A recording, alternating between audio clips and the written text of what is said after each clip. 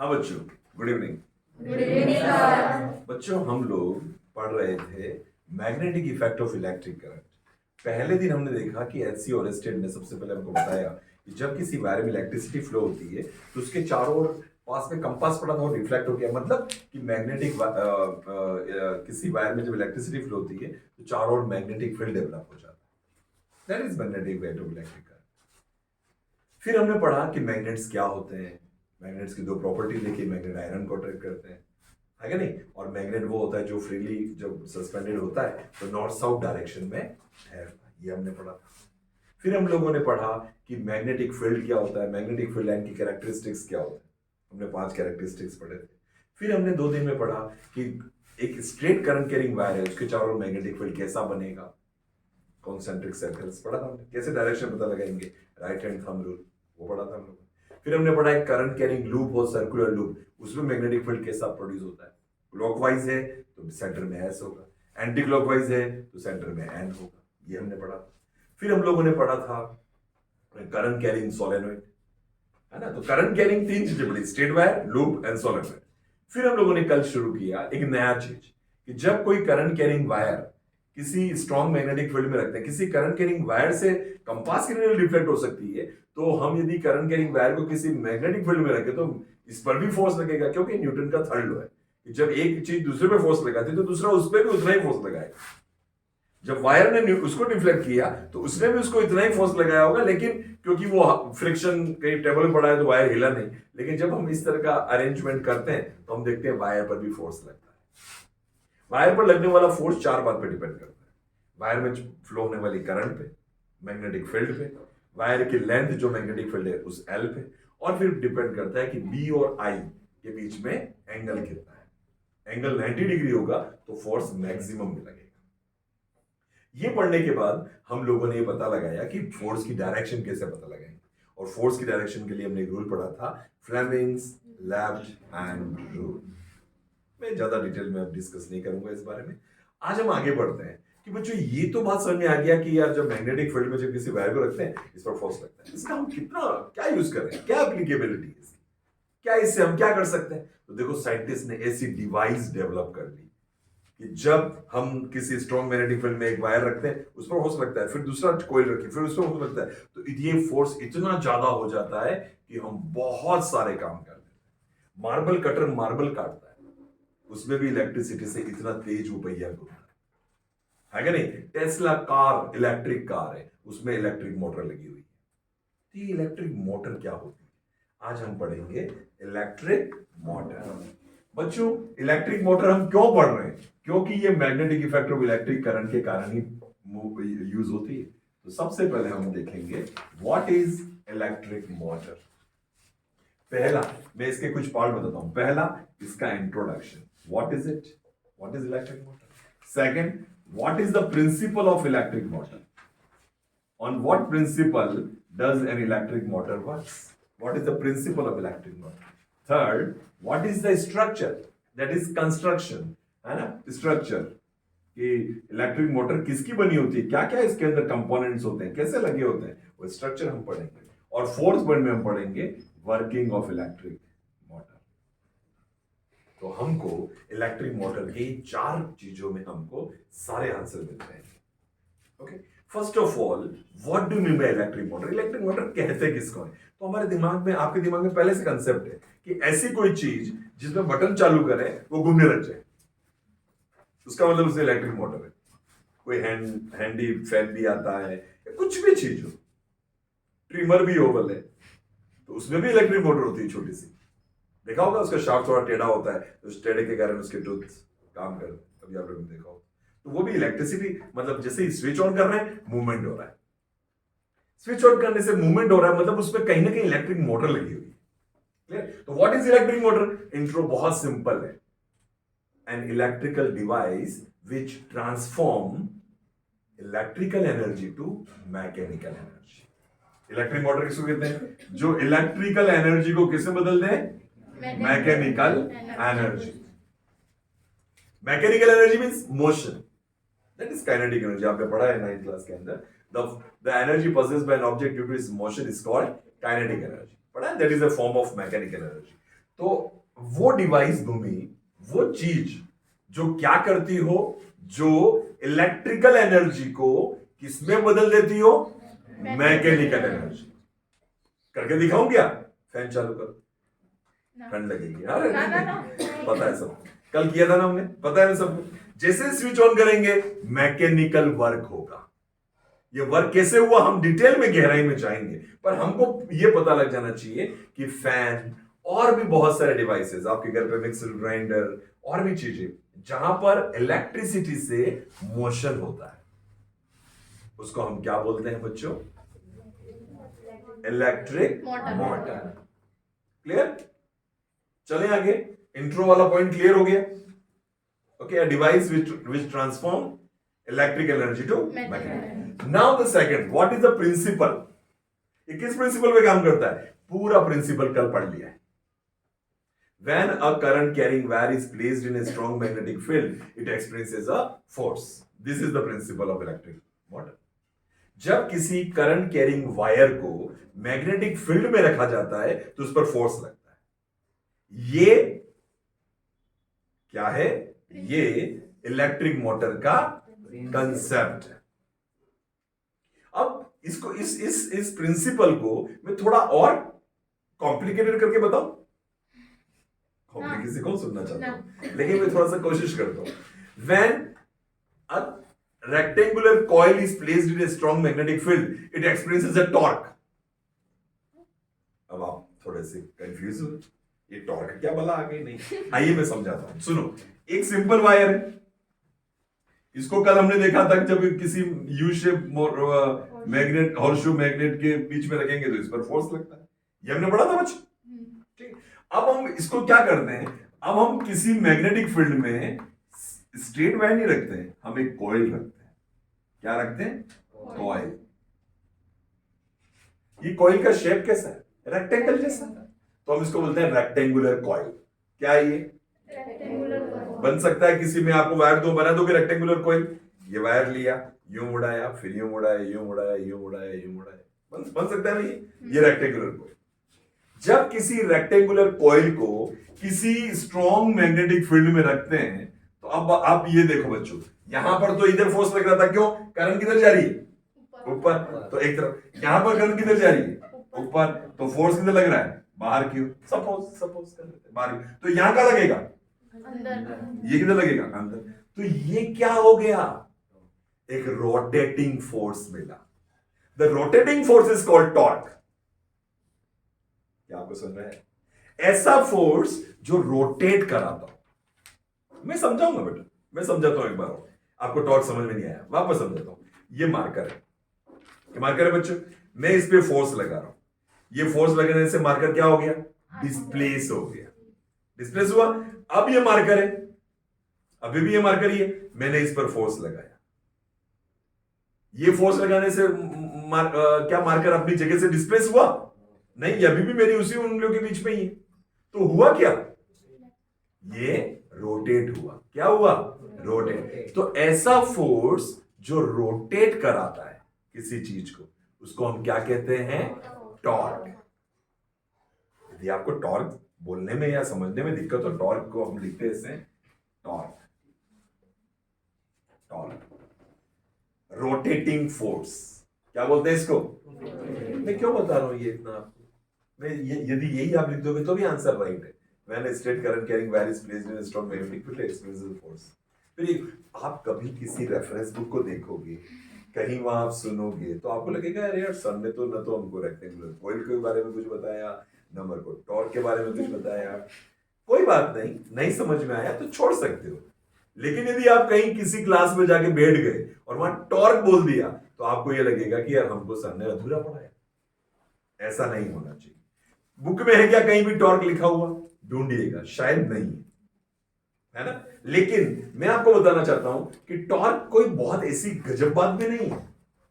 जैसे आपके ये दरवाजे, अपने घर के दरवाजे होते हैं, ये दरवाजे आप फोर्स लगाते हो तो उसमें डिस्प्लेसमेंट होता है क्या? दरवाजा हाथ में आ जाता है? बाहर नहीं आता है ना।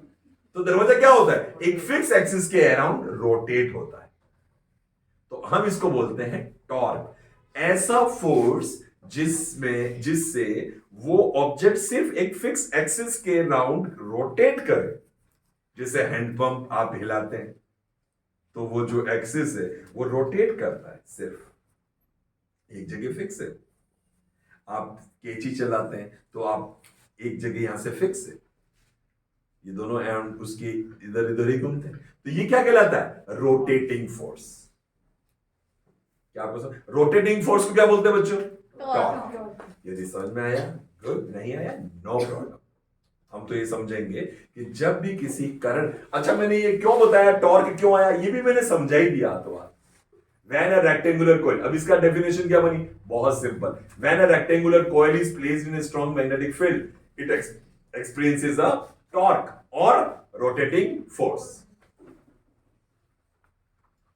क्या दो चीजें क्लियर हुई? क्या दो बातें क्लियर हुई क्या बच्चों? क्या दो बातें क्लियर करनी थी? What is electric motor? A device which transforms electrical energy to mechanical. What is the principle of electric motor? When a rectangular coil is placed in a strong magnetic field, it experiences a rotating force or torque. This is the principle of electric motor. That's it. Pause करो इसको. Okay? Intro हो गया, principal हो गया, समझ में आ गया। अब आया स्ट्रक्चर, सुनेंगे सभी ध्यान से। Every motor has a magnet. It may be a permanent magnet और इट मे बी इलेक्ट्रोमैग्नेट। होता क्या है कि कभी कभी ऐसा होता है कि स्विच चालू करते ही वो अपने आप इलेक्ट्रोमैग्नेट हो जाता है, लेकिन मैं आपको जो मोटर दिखाऊंगा द सिंपलेस्ट मोटर, उसमें एक मैग्नेट होगा। तो एक क्या होता है बच्चों? मैग्नेट। मैग्नेट को जनरली सिर्फ दो एंड दिखाए जाते हैं डायग्राम्स। हमारे जो डायग्राम हम बनाएंगे, ये एन, ये एस, फिर यहाँ यूं दिखा रखा है। मतलब क्या है कि ये दोनों पीछे जाके हॉर्स शू की तरह मिले हुए। तो an electric motor is consist of a strong magnet. एक इलेक्ट्रिक मोटर में एक स्ट्रॉन्ग मैग्नेट होता है। मैं एक एक लैंग्वेज बोल रहा हूं जो आप डिटेल में लिख सकते हो। An electric motor, अभी नहीं लिखना है, आप वीडियो देख के भी करिएगा। An electric motor consists of a strong magnet. Inside the magnetic field, there is a rectangular coil. A, B, C, D. ये मैं नाम बता देता हूं, A, B, C, D. मैंने अभी क्या बताया बच्चों? ये एक रेक्टेंगुलर कॉइल बताई। क्या ये एक ही टर्न होता है? मैं हम सिंपल समझने के लिए एक ही पढ़ रहे हैं, अदरवाइज इस दोनों वायर के ऐसे बहुत सारे rectangular coil ABCD with many turns. Turns कितने होते हैं? बहुत सारे। कभी आपने किसी मोटर को खोल देखो तो बार बार वायर लपेटा होता है। किसी पंखे को खोल के देखा हो तो आपने गोल गोल गोल गोल सब तरफ से वायर लपेटे होते। कभी खोला है आपने पंखा? देखा हो, है ना? तो उसमें बहुत सारे इस तरह की कॉइल्स होते हैं, मैं दिखाऊंगा आपको, वो भी दिखाऊंगा। ओके, तो ये है सेकंड बात। पहली बात, an electric motor consist of a strong magnet. Inside the magnet a rectangular coil of insulated copper wire. किसकी बनी है ये? Insulated copper wire with many turns is placed. The two ends of this coil, अब ये coil है, turn कितने भी हो लेकिन दो एंड तो होंगे इसके, कहीं से शुरू होगी कहीं जाके खत्म होगी। ये दोनों एंड्स किससे जुड़े? ये दोनों एंड्स जुड़े हुए हैं स्प्लिट रिंग से। किससे जुड़े? इस स्प्लिट रिंग या इसको बोलते हैं कम्यूटेटर। क्या बोलते हैं बच्चों? स्प्लिट रिंग या कम्यूटेटर। ये थोड़ा समझने में कठिन लगता है क्योंकि ये जो डायग्राम बनाया है ना, ये सही नहीं बनाया। ये 3D डायग्राम नहीं है। मैं आपको भी कोशिश करूंगा कि आपको 3D समझ में आए। ओके, तो ये है कम्यूटेटर या स्प्लिट रिंग। स्प्लिट क्यों बोलते हैं इसको? एक रिंग है बच्चों, गोल, पूरी रिंग जानते हो, रिंग गोल होती है, लेकिन बीच में से काट दो तो आप देखोगे कि दो ऐसे पार्ट हैं जो टच नहीं हो रहे, तो वो दो हाफ हो गए। एक रिंग के दो टुकड़े हो गए जो आपस में टच नहीं हो रहे, तो ये हो गई स्प्लिट रिंग, कम्यूटेटर। और ये इधर से जुड़ा है, ये इधर से जुड़ा है। तो बच्चों मैं इसको कैसे बनाऊं? कि ये वायर यूं लगा है वास्तव में, ये वायर आ रहा है, ये यूं लगे। तो हम यदि ऊपर से दिखाएं, मैं यदि अब 3D बनाने की कोशिश करूं, चलो कोशिश करता हूं।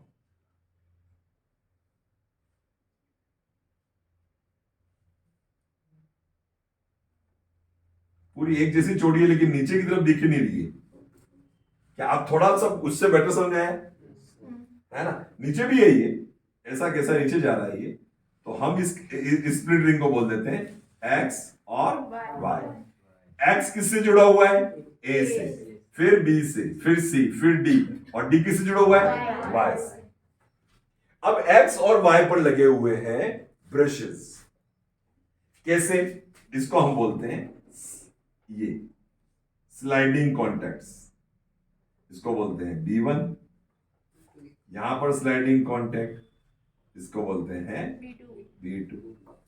ये B1 B2, यहां इसको इधर B1 कर देते हैं बच्चों, कर सकते हैं किधर भी, लेकिन हम इधर कर लेते हैं क्योंकि हम इसको पॉजिटिव टर्मिनल से जोड़ रहे हैं।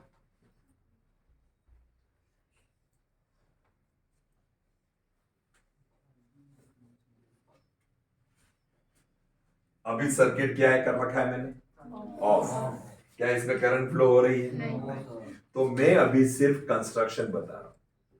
तो देखो एक मोटर में क्या, सारा मोटर में जो कुछ होता है लगभग मैंने बना दिया पूरा।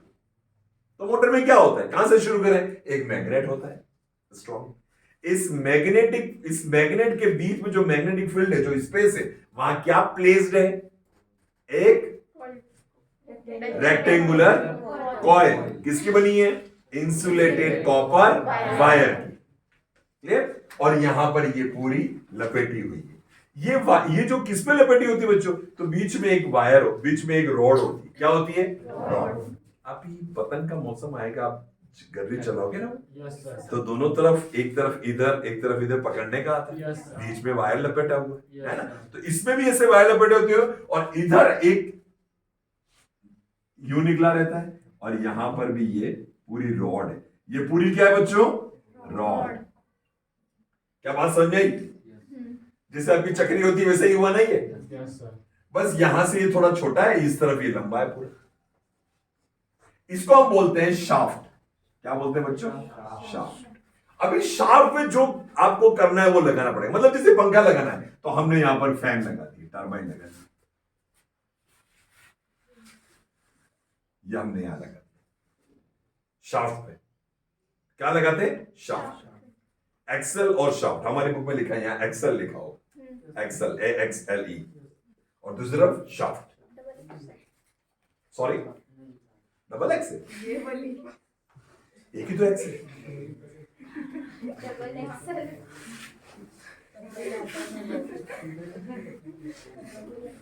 हाँ बच्चों सुनिए जी बेटा, ये डायग्राम थोड़ा सा अलग लग रहा है आपको, थोड़ा थ्री डायमेंशनल बताया ये। जैसे आज में क्या अलग दिख रहा है? हाँ जी,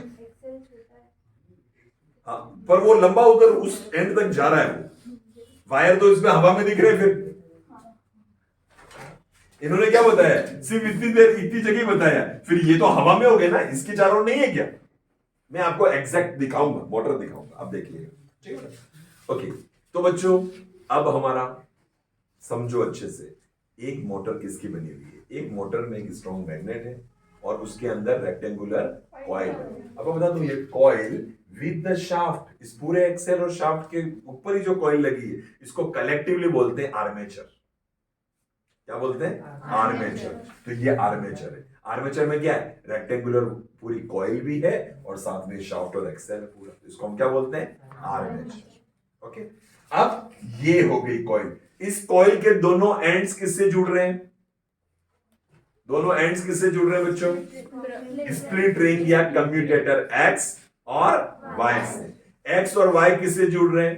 ब्रशेस, स्लाइडिंग कॉन्टैक्ट्स B1 और B2 से। क्लियर? अब मैं आपको थोड़ा पिक्चराइजेशन और अच्छे से करते हैं। मान लीजिए ये कॉइल है, ये क्या है? Coil ABCD।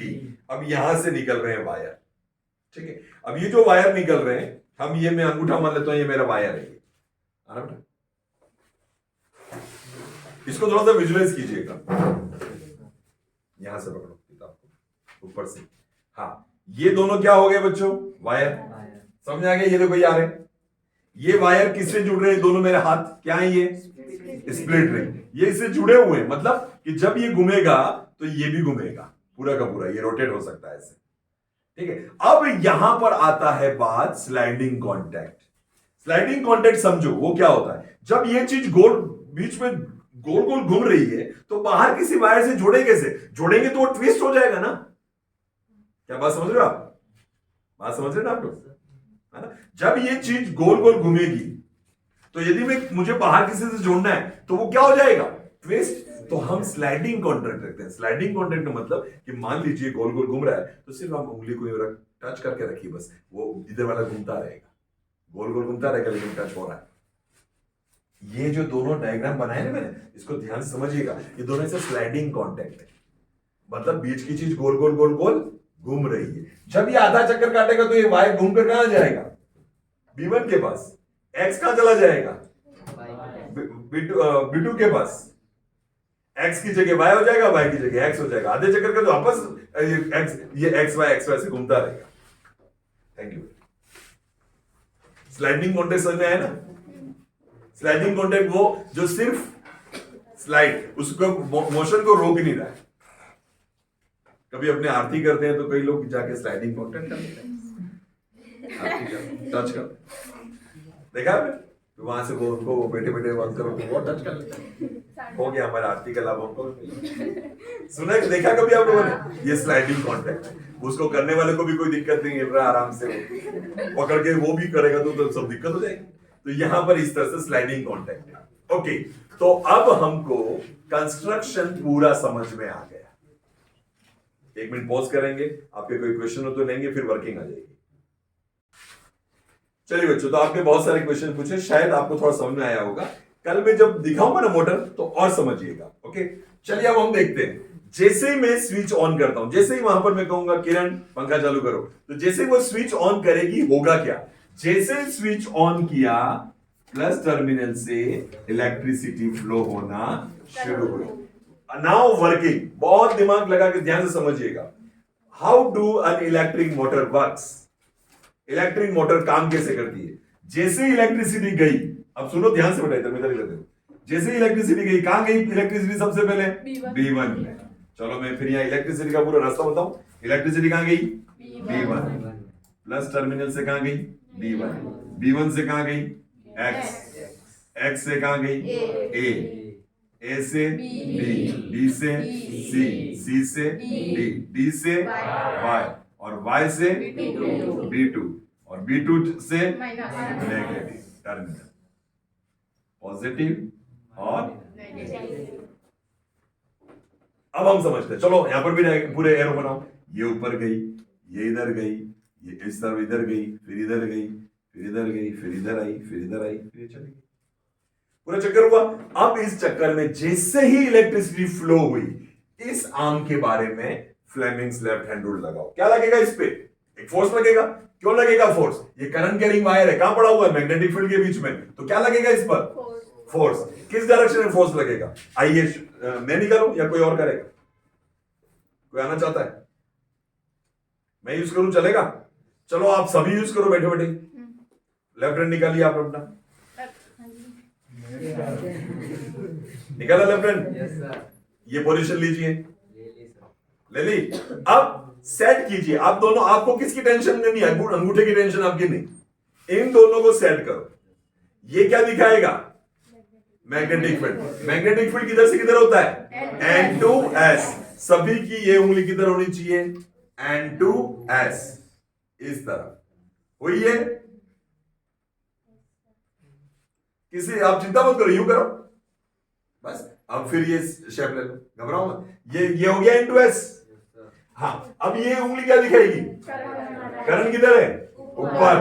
तो ये लगा फोर्स। किधर लगेगा force? Into the page, into the white board. White board के अंदर फोर्स लग रहा है, ठीक है? तो यहां फोर्स किधर लगा?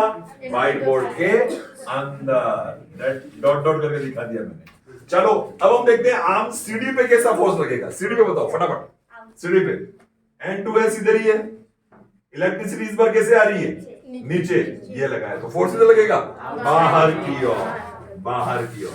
रोटेटिंग फोर्स हुआ, ये थी आर्मेचर की कॉइल, ये थी आर्मेचर की coil A B C D. इस पर फोर्स लग रहा है अंदर की ओर, इस पर फोर्स लग रहा है बाहर की ओर। एक्सेल और वो किसी ने पकड़ रखा है, तो ये क्या करेगा? रोटेट होगा।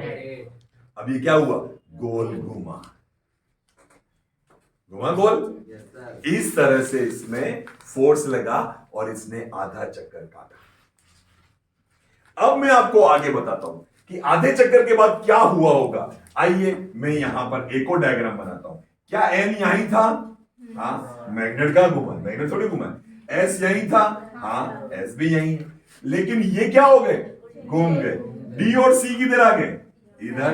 यहां आ गया डी, यहां आ गया सी, यहां बी और यहां ए। ए किससे जुड़ा हुआ था बच्चों? एक्स से। एक्स आ गया इधर और बी किससे जुड़ा हुआ था? वाई। वाई आ गया इधर। लेकिन ये जो B1 है ये तो अपनी जगह फिक्स है। यहां तो हमने कील लगा रखी है, यहां पे हमने कील लगा रखी है, ठोक रखा है, तो ये लगा ही नहीं। तो ये इधर कौन है? B1। और यहां क्या आ गया? Y। यहां क्या आ गया? X। यहां पर B2 और बाकी सारा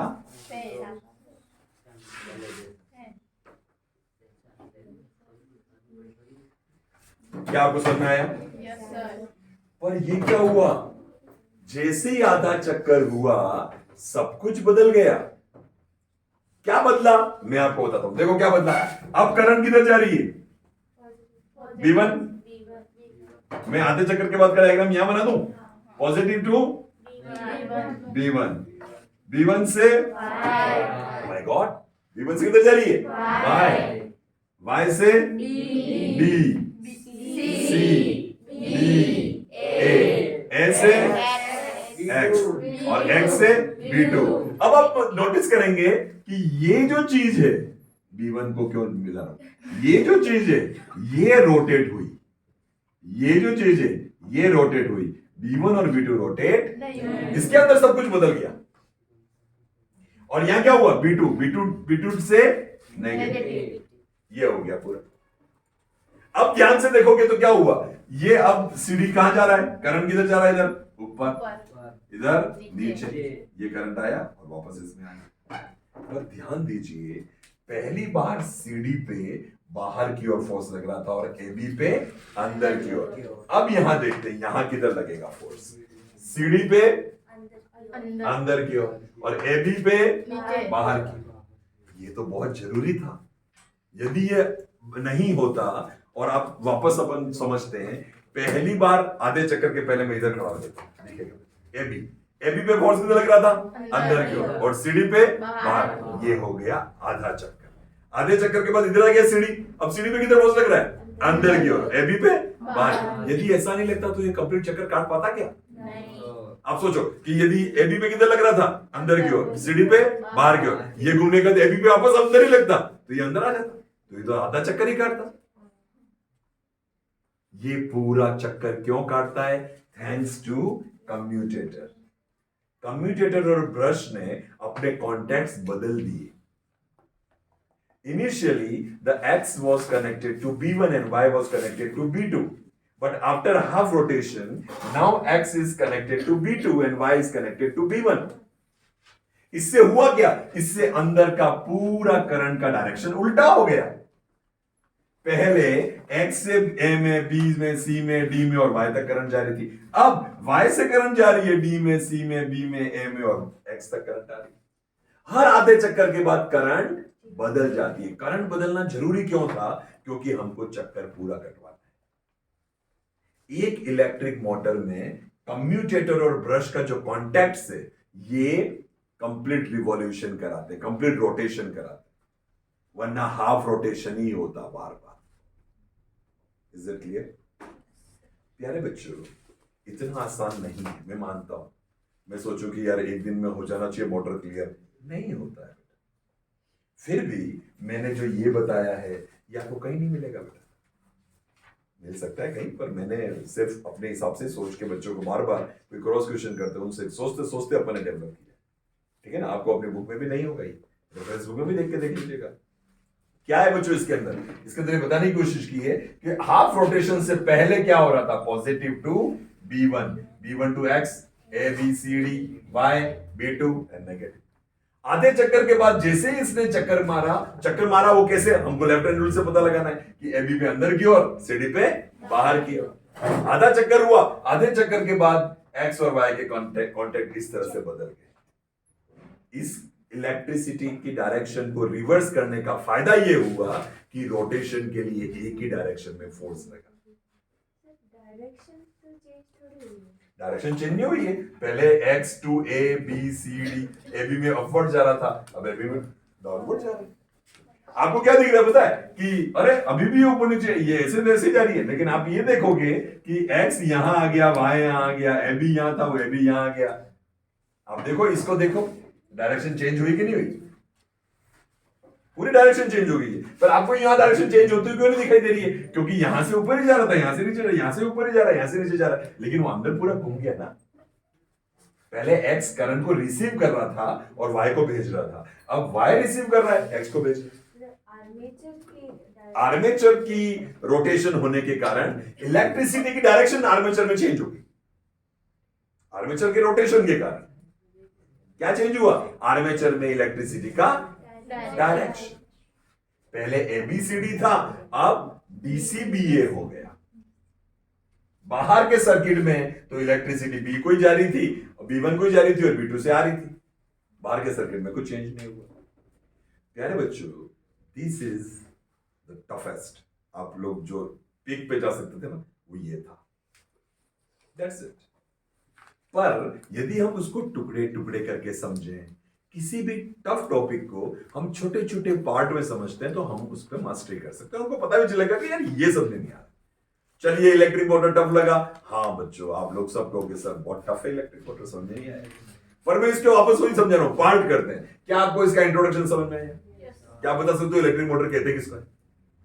वो इलेक्ट्रिकल डिवाइस जो इलेक्ट्रिकल एनर्जी को मैकेनिकल जाता है। That's good. चलो, इतना तो आता है। सेकंड, क्या आपको पता है कौन से प्रिंसिपल पे काम करता है? हाँ, कि किसी स्ट्रॉन्ग मैग्नेटिक फील्ड में जब किसी करंट कैरिंग वायर को रखते हैं तो वायर पे फोर्स लगता है। वही तो हमने देखा किधर फोर्स लगा। तो यही इसका प्रिंसिपल है। This is the principle. चलो, ये भी आपको समझ में आ जाता है। तीसरी बात, थोड़ी डिफिकल्टी बढ़ेगी। कंस्ट्रक्शन, क्या इसका स्ट्रक्चर है? तो हमको समझ में आया कि एक स्ट्रॉन्ग मैग्नेटिक फील्ड है, नॉर्थ और साउथ दो पोल है, उसके बीच में रेक्टेंगुलर कॉइल है, बहुत सारे टर्न्स की, पर हम लोग एक ही समझेंगे फॉर सिंप्लीफिकेशन। एक रेक्टेंगुलर कॉइल है और उसके दो एंड्स हैं। दोनों एंड्स किससे जुड़े हुए हैं? कम्यूटेटर से। कम्यूटेटर क्या है? कंप्लीट रिंग नहीं है, जैसे हमारी अंगूठी पूरी होती है ऐसे नहीं, आधी आधी, ताकि करंट अलग अलग रहे। इसको बोलते हैं स्प्लिट रिंग। स्प्लिट मतलब हाफ। ठीक है, ये किससे जुड़ रहे हैं? क्योंकि ये बीच में गोल गोल घूमेगी। आप चक्री लीजिए। अब सोचो कि कोई धागा पतंग उड़ती है, तो हम यूं दोनों तरफ पकड़ रखेंगे टाइट, तो पतंग उड़ पाएगी क्या? चक्री में से धागा निकलेगा क्या? नहीं, हमको थोड़ा सा यूं ढील देनी पड़ती है, तो आराम से इजी से रोटेट हो पाए अंदर ही, और वो अंदर से रोटेट होता है कि नहीं? तो हमने यहां पर कम्यूटेटर को स्लाइडिंग कॉन्टेक्ट के लिए B1 और B2 ब्रशेस रखे। B1 B2 brushes external circuit से जुड़ रहे हैं। एक्सटर्नल सर्किट में बैटरी है और स्विच है। That's it. ये हो गया इसका स्ट्रक्चर। अब आपसे कोई पूछे कि सर इसकी वर्किंग क्या समझे, तो मैं बोलूंगा as soon as the switch is on in the external circuit, electricity begin to flow. Initially this electric current enters from B1 to X, देन A B C D, ये पूरा बताऊंगा। इस तरह से इलेक्ट्रिसिटी जाएगी। As soon as the electricity is flowing from A to B, it experiences a force. The direction of force can be found out by Fleming's left-hand rule. And in this case, the direction of force on AB arm AB. अब एक rectangular coil, इसमें दो arms है, एक AB arm में और एक CD arm में। इसमें कितनी करंट फ्लो होगी? इसमें कोई करंट फ्लो नहीं होगी। क्यों? क्योंकि करंट भी इधर डायरेक्शन है, मैग्नेटिक फील्ड भी इधर डायरेक्शन, दोनों का एंगल हो गया 0 डिग्री। और 0 डिग्री होगा तो साइन 0 डिग्री की वैल्यू 0 होती है, तो कोई फोर्स नहीं होगा। पढ़ा था हम लोगों ने कल। ओके, तो यहां पर इधर इन दोनों पर एक तरफ इनर फोर्स लग रहा है, इनसाइड द व्हाइट बोर्ड लग रहा है, एक तरफ आउटसाइड द व्हाइट बोर्ड लग रहा है। As the result it rotate. After half rotation the direction of electricity changes and still the arm AB, which is initially experiences a force inside the whiteboard, now it experiences a force outside the whiteboard, and it completes the rotation. Like this, electric motor works. Question क्या क्या आता है? What is the role of commutator? What is the role of brush? Question कुछ भी आ सकते हैं. Commutator की जगह यदि कंप्लीट रिंग बन गई तो क्या होगा, वो हम आगे पढ़ेंगे. और भी जनरेटर भी है, तो जनरेटर में दो अलग अलग रिंग्स होती है, इसको बोलते हैं स्लिप रिंग्स. स्प्लिट रिंग नहीं बोलते, स्लिप रिंग्स. पर वो आपके कोर्स में है कि नहीं, फिर भी हम थोड़ा पढ़ेंगे. तो प्यारे बच्चों, आज का टॉपिक शायद अच्छा लगा होगा. कल हम इसको प्रैक्टिकली करके देखेंगे. लाइन टू लाइन किताब पढ़िएगा, वीडियो को आप पूरा देखिएगा, है क्या नहीं, और स्पीड बढ़ाकर देखिएगा ताकि आपको पूरा समझ. कोई क्वेश्चन किसी का नहीं?